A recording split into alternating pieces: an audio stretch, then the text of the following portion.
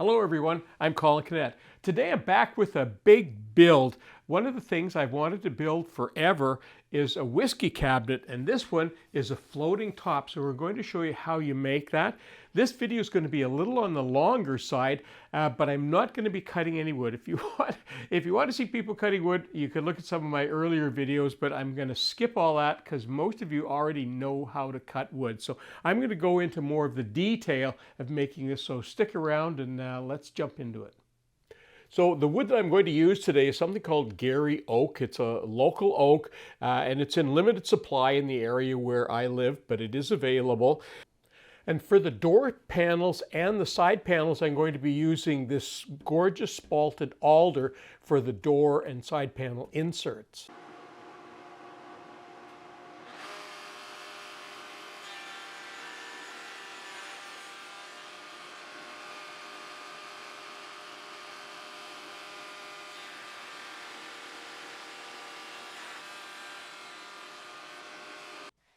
Here's all my rails and stiles, and now that I've got all of the tongues cut, the next thing I need to do is cut the grooves in all of the rails and stiles. So I'm just going to go ahead now and do that now that I've checked to make sure I've got a perfect fit. Okay, there's one of the long ones that I cut, and of course the short ones. And here's the reason that I made this steel tabletop, and that's just like that. Now the next thing I need to do is joinery, and in woodworking we call joinery anything that we use to be able to connect two pieces of wood together. Now for what I'm going to be doing, I'm going to be using dowels, and I use dowels because I really like them. And the machine that I'm going to be using, or the tool that I'm going to be using, is something called a Dowel Max, and I picked this up, I think it's about 10 years ago now, and this is one of the tools that I purchased over the years, and it's one of the tools that actually changed my life in woodworking. The first day that I used this, I knew that I was going to abandon mortise and tenon and pocket holes and every other kind of joinery method, because this is so fast and so accurate. It just replaced all of those. The way this thing works, really simple. You put the face side against the face side, and you just run this up to the edge. See the edge of the tool there? And all you need to do is use your finger to align that. And your finger is, you'll be surprised how accurate your finger is, because even if there's a hair on a table or something, your finger can feel a hair. So it's very sensitive. And in this case, I'm going to drill 3 holes, and it's this simple.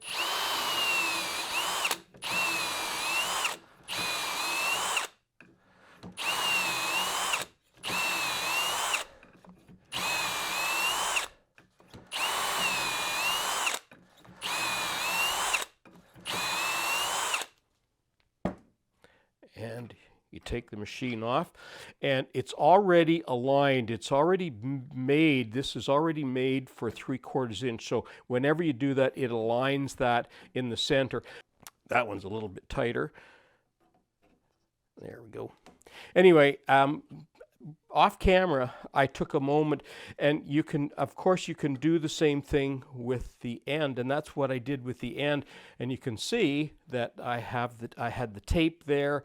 And in this case, I aligned it on the back side like that, and I drilled 3 holes, because then when I flip it over like this, watch this, how accurate this is. And I put that on there like that, and look at, that's absolutely tight.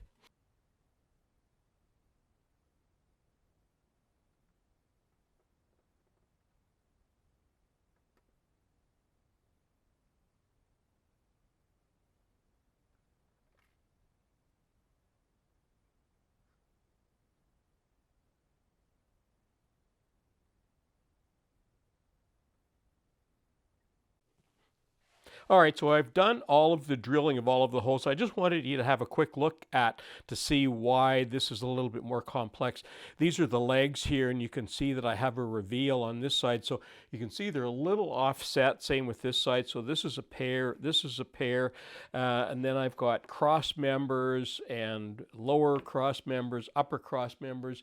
In a moment, during a little bit, I'm going to be doing a dry fit so you get an idea to see what that's going to look like.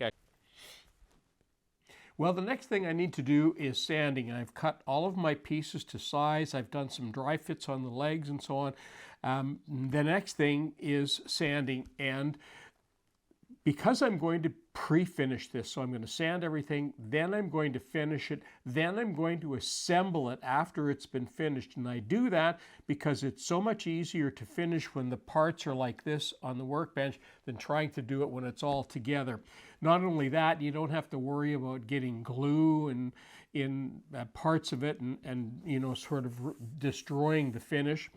Now for sanding, I'm going to use this product, and I did a demonstration on this for 3M quite a number of months ago.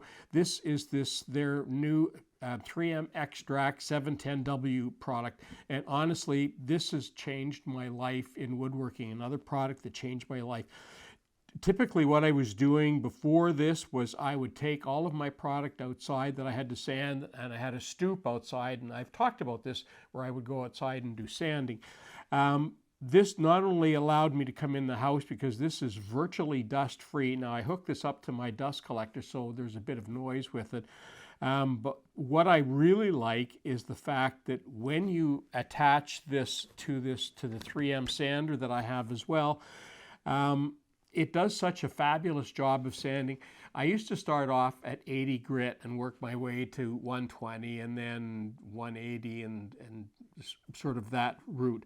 Now, this product is so good, I actually start off at 120. So not only is it cutting back my time, it's just doing such a fabulous quick job. It's reduced my sanding probably less than half because it works so quickly and so efficiently.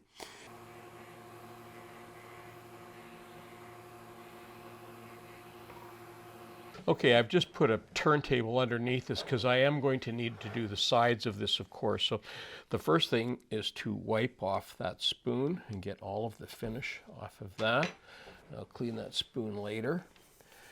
And that's how we apply the finish. Oh, I do like these pads much better. Oh, these are way better. So we put on a very thin coat of this Osmo. Now, before I move on to the second coat, I just wanted to give you a quick look at how rich that color is. Now, this is after the first coat. What I'm going to do now is give everything a very light 600 grit sanding, and I'll put on the second coat. Okay, now that I've put a finish on all of the components, it's time to start doing some assembly. And the first thing I'm going to be doing is the doors and the side panels.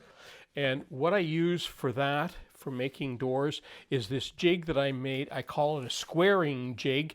And basically this area right in here is absolutely 90 degrees, so that when I put my components in here, and they're all exactly the right width and length and so on, I can make sure that when I'm putting things together, like doors, picture frames, boxes, they're absolutely square. And that's how that's going to work. Now, there's obviously a panel that goes inside, and there's what the panel looks like.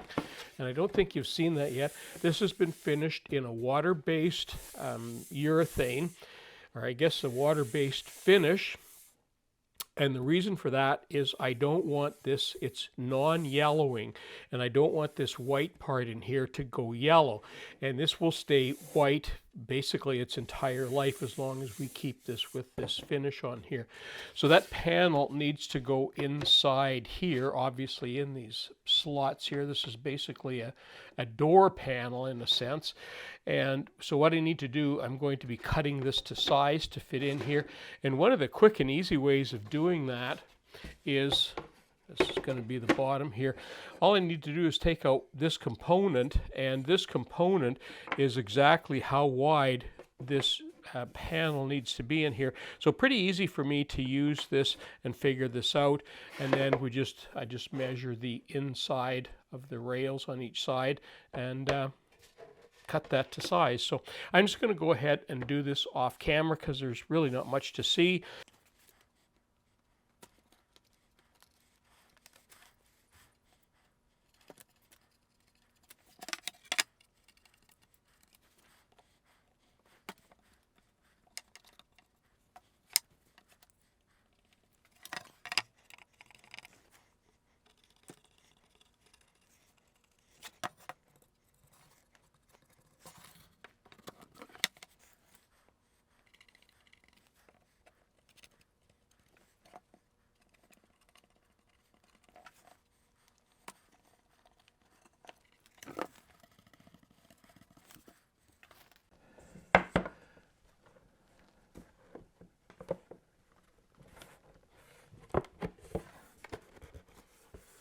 There we go.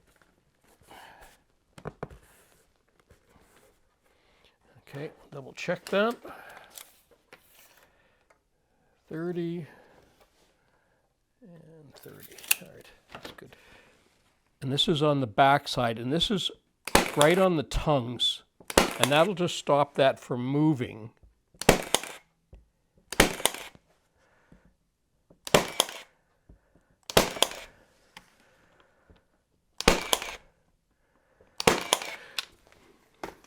And you can't even see those. And well, now that all the finish has dried, the next thing for me to do is to start doing some assembly. And as I've said, I love doing assembly after all the finish is on, because if you get any glue on the surface, you just wipe it off. It just comes off so easy and it doesn't affect the finish anywhere. So obviously I'm using dowels, and the methodology is I'm just going to install some dowels in each of these holes and put glue in, put the dowels in, and I have the same on the other side. I've already done a dry fit on this, so there's really not going to be an awful lot to see here. So I'll go ahead and do this first leg, and then I'll speed up through it so that we don't take a lot of time. So.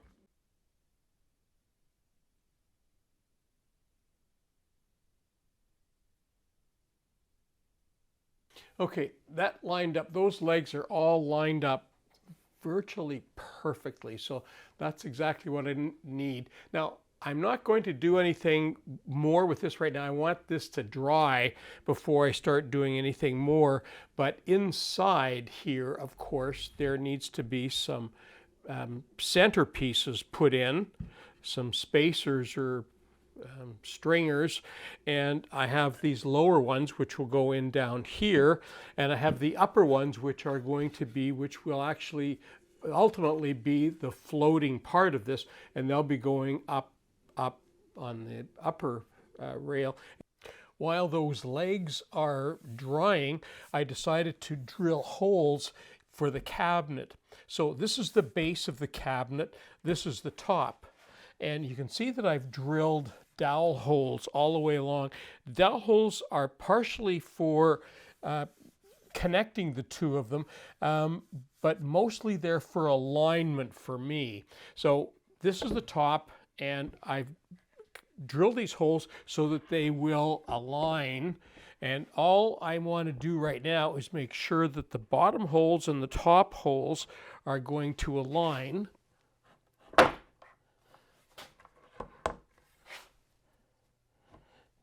Go. There we go. There we are. Okay, so that means that all of the holes are correct. Now I need to start drilling the holes in the gable sides, and now that I know that these are going to line up, I can go ahead and do the same system that I did to make these holes. The carcass, the top carcass, is all glued together now. What I'm going to do now is cut the rabbet for the back that's going to sit in there. And I've got the rabbeting bit in the router. It's all ready to go. And I'm going to I'm not going to show you the whole thing, but I'll show you how I just rabbet around it.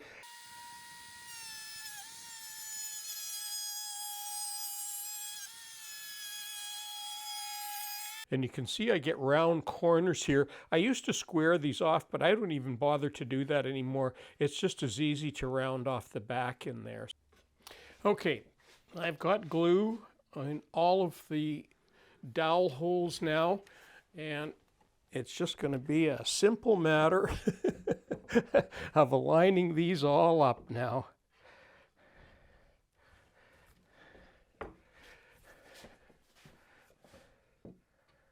There we go. There's that. There. Yeah, that's better. And this one's actually all together. So I wanted to show you this quickly. So here's the back of the cabinet, and you can tell because it's got the round corners just like I just cut with the router. But I'm going to do a color match, and let me show you what I'm going to do. This piece of plywood that I have here was at my plywood store. It was the only sheet that they had that I could find that was close to a match for Garry Oak, because you cannot buy Garry Oak plywood anywhere. So they had this one sheet left. The edges were battered and bashed. There were scratches and throughout the sheet, but there was a part in the middle that I could use, so they gave it to me to get rid of it. So they gave it to me for half price, and it's perfect because when I got it home, I thought the best thing I can do is do a little bit of coloring with some dye on it. So let me show you what I'm doing.